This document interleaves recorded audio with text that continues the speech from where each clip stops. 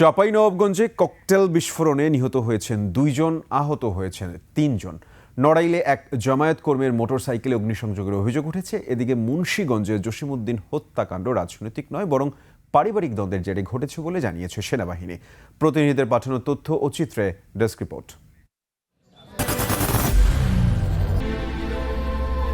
I am Ox. চাঁপাইনবাবগঞ্জে cocktail বিস্ফোরণে 2 জন নিহত হয়েছে, আহত হয়েছে 3 জন। ভোরে সদর উপজেলার ফাটাপাড়া গ্রামে একটি বাড়িতে এই ঘটনা ঘটে।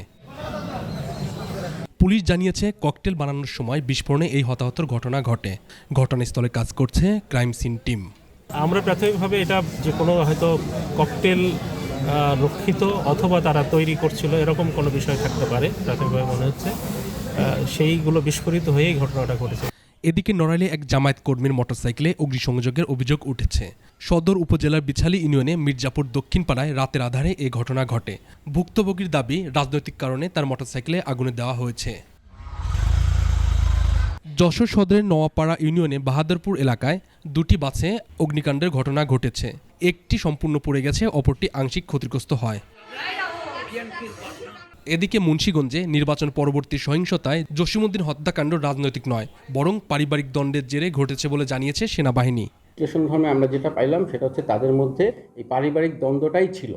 এটা জাস্ট ইলেকশন পরে তারা এটাকে কথা কাটাকাটির মাধ্যমে তারা এটাকে একটা ইনফ্লুয়েন্স হিসাবে কাজ করে।